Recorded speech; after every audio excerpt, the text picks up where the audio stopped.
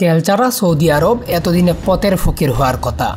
সারা বিশ্বের প্রতিটা মুসলিম জনতার প্রাণকেন্দ্রকে সৌদি রাজপরিবার ব্যবহার করছে টাকার মেশিন হিসাবে। এটি ছিল 1930-এর দশক, যখন আমেরিকা বিশ্ব পরাশক্তিতে সবেমাত্র নাম লিখিয়েছে।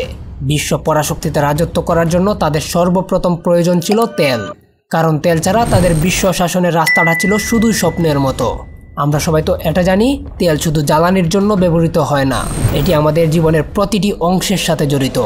আমাদের কারখানা, বাড়ি, এমনকি আমাদের খাদ্য উৎপাদন করার জন্য বিভিন্ন প্রক্রিয়ায় জ্বালানি হিসেবে ব্যবহার করা হয় এই মূল্যবান খনিজ। সোজা কথায়, তেল ছাড়া বর্তমান বিশ্ব অচল। আমেরিকা বিশ্ব পরাশক্তিতে রাজত্ব করার পথটা তখন সহজ করে দেয় তখনকার সৌদি সরকার। ঠিক সেই সময়ই সৌদি আরব যুক্তরাষ্ট্রকে তাদের সঙ্গে আন্তর্জাতিক সম্পর্ক গড়ে তোলার জন্য আমন্ত্রণ জানায়। এই সুযোগ আমেরিকা এক মুহূর্তের জন্য মিস করেনি। তারা কৌশলে মাত্র 1.7 মিলিয়ন মার্কিন ডলারের বিনিময়ে সৌদি আরবে কিছু জমি কিনে নেয়।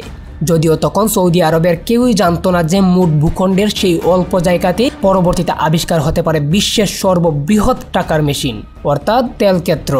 সৌদি সরকার এবং আমেরিকার মধ্যে সমঝোতার মাধ্যমে তারা সিদ্ধান্ত নেয় যৌথ উদ্যোগের মাধ্যমে সেখানে একটি তেল ক্ষেত্র স্থাপন করবে, এবং এই যৌথ উদ্যোগটির নাম হবে আরামকো। ড্রিলিং শুরু হয় এবং এটি সৌদি আরবের জন্য টাকার মেশিনের মতো কাজ শুরু করে। শুরু হয় সৌদি রাজপরিবারের টাকার খেলা।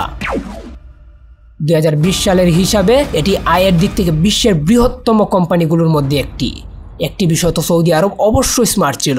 তারা জানতো যে তেলের জন্য তাদের প্রচুর লিভারেজ রয়েছে, কিন্তু তারা এটাও জানতো যে তাদের মরুভূমির দেশেও আক্রমণ হতে পারে শুধুমাত্র তেলের জন্য। আমেরিকাকে তারা ফ্রেন্ডশিপ রিলেশনে ঢোকায় শুধুমাত্র আন্তর্জাতিক নিরাপত্তার জন্য। এক কথায়, ধনী রাষ্ট্রগুলোর একটি হওয়ার জন্য তাদের নিরাপত্তার দরকার ছিল। তাদের নিরাপত্তা নিশ্চিত করার জন্য তাদের একটি শক্তিশালী বন্ধুর দরকার ছিল।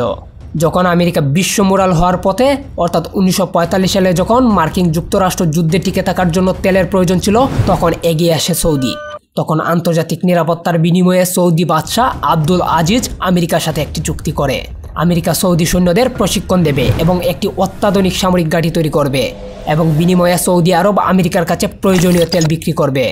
সৌদি রাজ পরিবারের সাথে আমেরিকা কৌশলে একটি আজীবন চুক্তি করে ফেলে, আর সেই কারণে আজ হাউস অফ সৌদ বিশ্বের সবচেয়ে ধনী রাজপরিবার হিসাবে স্বীকৃত। ধারণা করা হয় সৌদি রাজপরিবারের বর্তমান সম্পদ 1.4 ট্রিলিয়ন ডলারেরও বেশি। হ্যাঁ, আপনি ঠিকই শুনেছেন, ট্রিলিয়ন, যা অস্ট্রেলিয়া, স্পেন, মেক্সিকো এবং সুইজারল্যান্ডের জিডিপির চেয়েও বেশি। যেখানে ব্রিটিশ রাজপরিবারের মোট সম্পদের পরিমাণ প্রায় 88 বিলিয়ন ডলার। তার মানে হাউস অফ সৌদ 16টি ব্রিটিশ রাজপরিবারের সম্পদের সমান সম্পদের মালিক। কিন্তু সৌদি রাজপরিবার তুলনামূলকভাবে পশ্চিমাদের বিষাক্ত রাজনীতির জালে আটকে গেছে। যদিও সৌদি আরব এখনও বিশ্বের সবচেয়ে শক্তিশালী চালিকা শক্তি। যখনই সৌদি রাজপরিবারের কোনো নিউজ প্রকাশিত হয়, তখনই দেখা যায় দুর্নীতির অকুল পাতারে ডুবে আছে দেশটির রাজপরিবার। কিন্তু অপ্রিয় হলেও এটা সত্য যে সৌদি রাজপরিবারের একের পর এক অভ্যন্তরীণ হত্যাকাণ্ড বা যে কোনো সমস্যার সমাধান করা যায় টাকার বিনিময়ে। সোজা কথায়, তেল থেকে আয় হওয়া টাকার গন্ধে মাতাল হয়ে আছে গোটা সৌদি রাজপরিবার। এটি বিশ্বের সবচেয়ে শক্তিশালী ব্লাড লাইন বা সৌদি রাজপরিবারের বংশ পরম্পরা বলতে পারেন। হাউস অফ সৌদের এই অকল্পনীয় সম্পদ ইনকামের মূল সোর্স হচ্ছে সৌদি আরবের শক্তিশালী ব্লাড লাইন গড়ে তোলা। House of Saud trillion dollar উপার্জন করতে পেরেছে কারণ তারা একটি নিরঙ্কুশ রাজতন্ত্র। তারা এমন একটি রাজপরিবার এবং এটি এমন একটি রাজ্য যেখানে তারা সমস্ত রাষ্ট্রীয় মালিকানাধীন উদ্যোগ নিয়ন্ত্রণ করে। 1973 সালে একটি বুলের মাসুল হিসেবে আমেরিকান সরকারকে ওয়েল কিং সৌদি আরবের সাথে আরেকটি চুক্তি করতে হয়েছিল।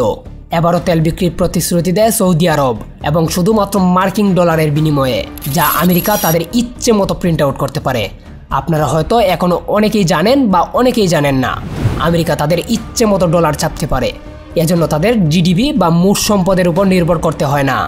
গত তেল চুক্তি খেলায় চালটি আমেরিকা চাললেও এবার কিন্তু চালটি চেলেছে সৌদি আরব। পাশাপাশি এবারও সৌদি পরিবারের দাবি আগের মতোই ছিল, অর্থাৎ আমেরিকা সৌদি আরবকে অস্ত্র, সামরিক প্রশিক্ষণ, রাজনৈতিক সমর্থন এবং সৌদি বাদশাকে স্বৈরশাসক হতে হলে যা যা প্রয়োজন তাই দেবে। সৌদি আরবের তেল থেকে আয় হওয়া সমস্ত অর্থ আমেরিকায় পুনর্বিনিয়োগ করেছে। মার্কিন অর্থনীতি থেকে পাওয়া প্রফিটে তারা সমস্ত আরামকোকেও কিনে ফেলেছে। রাজপরিবার এখন দেশের সমস্ত তেল উৎপাদন ও বিক্রয়ের উপর একচেটিয়া রাজত্ব করছে। লক্ষ্য করে দেখবেন, যুগ যুগ ধরে চলে আসা সকল রাজ্যের সিংহাসন বাই থেকে বাইয়ের কাছে গিয়েছে।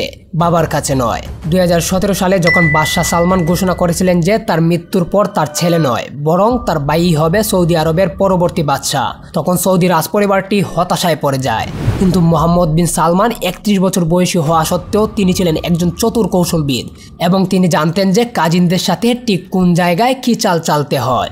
তিনি তার পরিবারের সদস্যদের মধ্যে সবচেয়ে শক্তিশালী 500 জনেরও বেশি রাজকুমার, ব্যবসায়ী, রাজকন্যা, মন্ত্রীদের গ্রেপ্তার করেছিলেন।